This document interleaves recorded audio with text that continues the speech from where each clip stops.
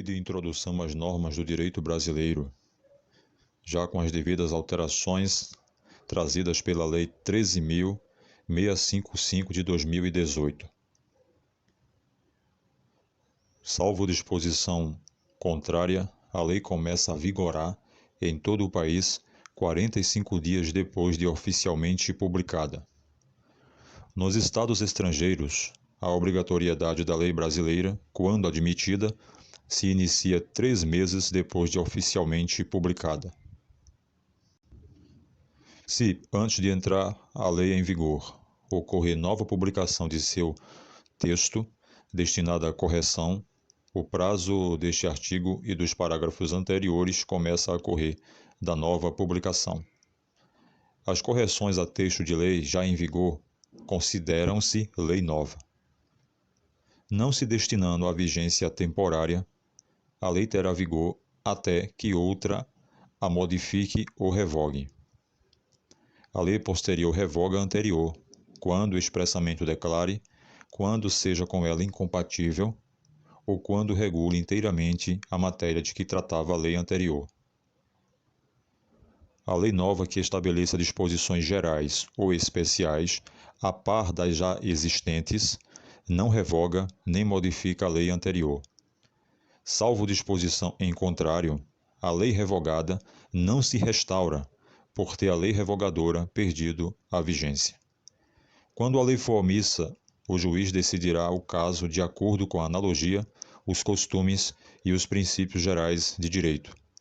Na aplicação da lei, o juiz atenderá aos fins sociais a que ela se dirige e às exigências do bem comum. A lei em vigor terá efeito imediato e geral, respeitados o ato jurídico perfeito, o direito adquirido e a coisa julgada.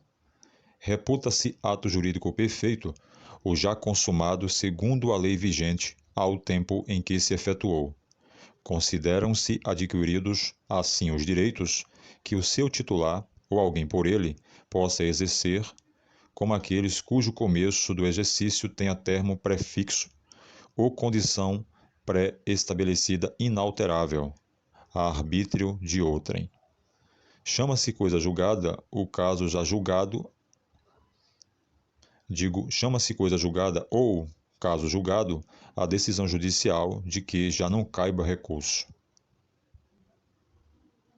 A lei do país em que é domiciliada a pessoa determina as regras sobre o começo e o fim da personalidade, o nome, a capacidade e os direitos de família. Realizando-se o casamento no Brasil, será aplicada a lei brasileira quanto aos impedimentos dirimentes e às formalidades da celebração. Tendo os nubentes domicílio diverso, regerá os casos de invalidade do matrimônio a lei do primeiro domicílio do casal. O regime de bens, legal ou convencional, obedece à lei do país em que tiverem os nubentes domicílio e, se este for diverso, a do primeiro domicílio conjugal. O estrangeiro casado, que se naturalizar brasileiro, pode, mediante expressa anuência de seu cônjuge, requerer ao juiz, no ato de entrega do decreto de naturalização, se apostilhe ao mesmo a adoção do regime de comunhão parcial de bens, respeitados os direitos de terceiros e dada esta adoção ao competente registro. O divórcio realizado no estrangeiro, se um ou ambos os cônjuges forem brasileiros, só será reconhecido no Brasil depois de 1 ano da data da sentença, salvo se houver sido antecipada de separação judicial por igual prazo, caso em que a homologação produzirá efeito imediato, obedecidas as condições estabelecidas para a eficácia das sentenças estrangeiras no país. O Superior Tribunal de Justiça, na forma de seu regimento interno, poderá reexaminar, a requerimento do interessado, decisões já proferidas em pedidos de homologação de sentenças estrangeiras de divórcio de brasileiros, a fim de que passem a produzir todos os efeitos legais. Salvo o caso de abandono, o domicílio do chefe da família estende-se a outro cônjuge e aos filhos não emancipados, e o do tutor ou curador aos incapazes sobre sua guarda. Quando a pessoa não tiver domicílio, considerar-se-á domiciliada no lugar de sua residência ou naquele em que se encontre. Para qualificar os bens e regular as relações a eles concernentes, aplicar-se-á a lei do país em que estiverem situados. Aplicar-se-á a lei do país em que for domiciliado o proprietário, quanto aos bens móveis que ele trouxer ou se destinarem a transporte para outros lugares. O penhor regula-se pela lei do domicílio que tiver a pessoa em cuja posse se encontre a coisa apenhada. Para qualificar e reger as obrigações, aplicar-se-á a lei do país em que se constituírem. Destinando-se a obrigação a ser executada no Brasil, e dependendo de forma especial, será esta observada, admitidas as peculiaridades da lei estrangeira quanto aos requisitos extrínsecos do ato. A obrigação resultante do contrato reputa-se constituída no lugar em que residiu o proponente. A sucessão por morte ou por ausência obedecem à lei do país em que domiciliado o defunto ou o desaparecido, qualquer que seja a natureza e a situação dos bens. A sucessão de bens de estrangeiros situados no país será regulada pela lei brasileira, em benefício do cônjuge ou dos filhos brasileiros, ou de quem os represente, sempre que não lhes seja mais favorável a lei pessoal do de cujus. A lei do domicílio do herdeiro ou legatário regula a capacidade para suceder. As organizações destinadas a fins de interesse coletivo, como as sociedades e as fundações, obedecem à lei do Estado em que se constituírem. Não poderão, entretanto, ter no Brasil filiais, agências ou estabelecimentos antes de serem os atos constitutivos aprovados pelo governo brasileiro, ficando sujeitas à lei brasileira. Os governos estrangeiros, bem como as organizações de qualquer natureza, que eles tenham constituído, dirijam ou hajam investido de funções públicas, não poderão adquirir no Brasil bens imóveis ou suscetíveis de desapropriação. Os governos estrangeiros podem adquirir a propriedade dos prédios necessários à segue dos representantes diplomáticos ou dos agentes consulares. É competente a autoridade judiciária brasileira quando for o réu domiciliado no Brasil, ou aqui tiver de ser cumprida a obrigação. Só a autoridade judiciária brasileira compete conhecer das ações relativas a imóveis situados no Brasil. A autoridade judiciária brasileira cumprirá, concedido o exequatur e segundo a forma estabelecida pela lei brasileira, as diligências deprecadas por autoridades estrangeiras competentes, observando a lei desta, quanto ao objeto das diligências. A prova dos fatos ocorridos em país estrangeiro rege-se pela lei que nele vigorar, quanto ao ônus e aos meios de produzir-se, não admitindo os tribunais brasileiros provas que a lei brasileira desconheça. Não conhecendo a lei estrangeira, poderá o juiz exigir de quem a invoca prova do texto e da vigência. Será executada no Brasil a sentença proferida no estrangeiro que reúna os seguintes requisitos: haver sido proferida por um juiz competente, terem sido as partes citadas ou haver-se legalmente verificada a revelia, ter passado em julgado e estar revestida das formalidades necessárias para a execução no lugar em que foi proferida, estar traduzida por intérprete autorizado, ter sido homologada pelo Supremo Tribunal Federal. Quando, nos termos dos artigos precedentes, se houver de aplicar a lei estrangeira, ter-se-á em vista a disposição desta, sem considerar-se qualquer remissão por ela feita a outra lei. É importante fazer uma observação que essa letra E do artigo 15 da referida lei não está atualizado, tendo em vista que a homologação de sentença estrangeira compete agora ao Superior Tribunal de Justiça. As leis, atos e sentenças de outro país, bem como quaisquer declarações de vontade, não terão eficácia no Brasil, quando ofenderem a soberania nacional, a ordem pública e os bons costumes. Tratando-se de brasileiros, são competentes as autoridades consulares brasileiras para lhes celebrar o casamento e os mais atos de registro civil e de tabelionato, inclusive o registro de nascimento e de óbito dos filhos de brasileiro ou brasileira nascido no país da sede do consulado. As autoridades consulares brasileiras também poderão celebrar a separação consensual e o divórcio consensual de brasileiros, não havendo filhos menores ou incapazes do casal, e observados os requisitos legais quanto aos prazos, devendo constar na respectiva escritura pública as disposições relativas à descrição e à partilha dos bens comuns e à pensão alimentícia, e, ainda, ao acordo quanto à retomada pelo cônjuge de seu nome de solteiro ou à manutenção do nome adotado quando se deu o casamento.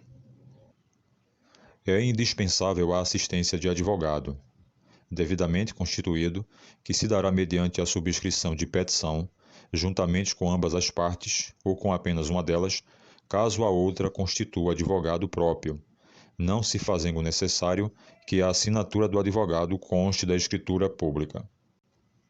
Reputam-se válido todos os atos indicados no artigo anterior e celebrados pelos cônsules brasileiros, desde que satisfaçam todos os requisitos legais.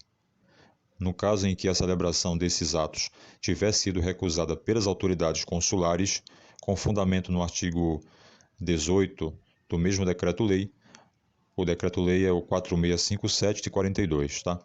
Ao interessado é facultado renovar o pedido dentro de 90 dias, contados da data da publicação desta lei. Nas esferas administrativa, controladora e judicial, não se decidirá com base em valores jurídicos abstratos, sem que sejam consideradas as consequências práticas da decisão.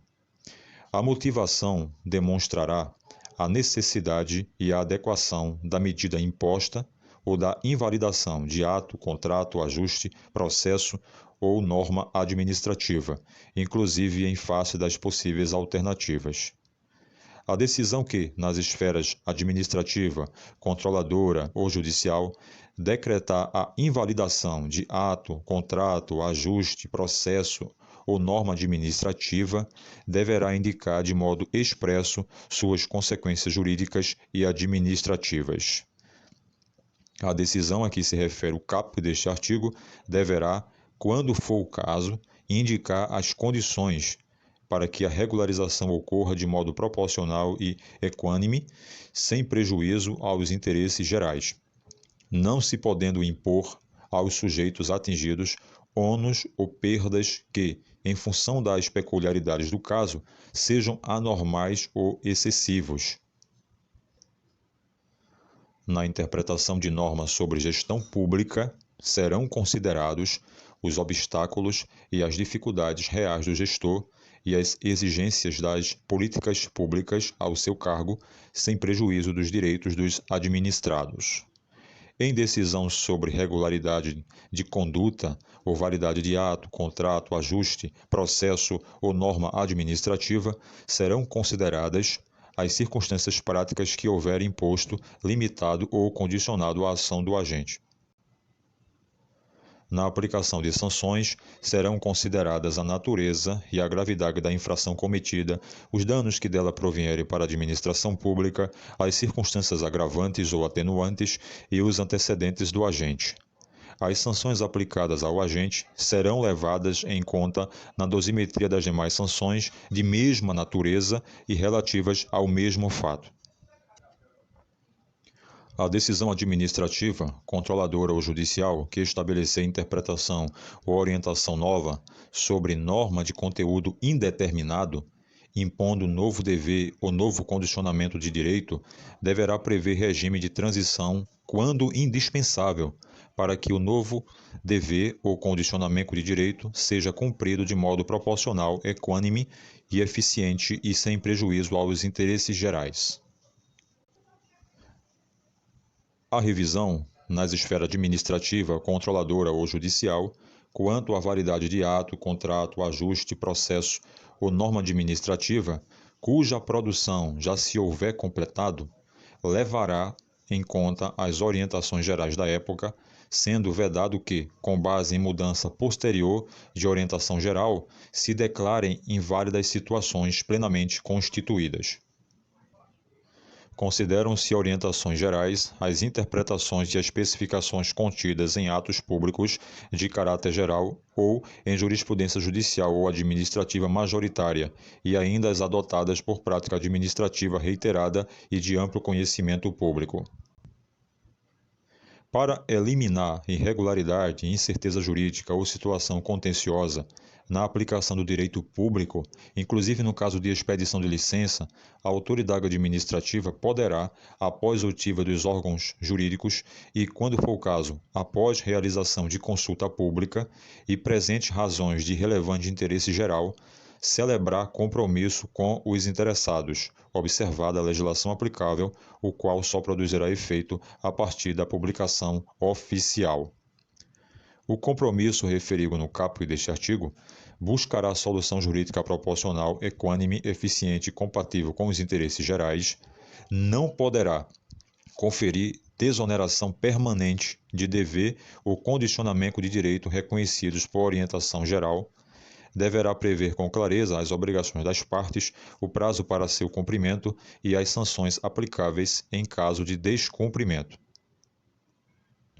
A decisão do processo nas esferas administrativa, controladora ou judicial poderá impor compensação por benefícios indevidos ou prejuízos anormais ou injustos resultantes do processo ou da conduta dos envolvidos. Para prevenir ou regular a compensação, poderá ser celebrado compromisso processual entre os envolvidos. O agente público responderá pessoalmente por suas decisões ou opiniões técnicas em caso de dolo ou erro grosseiro.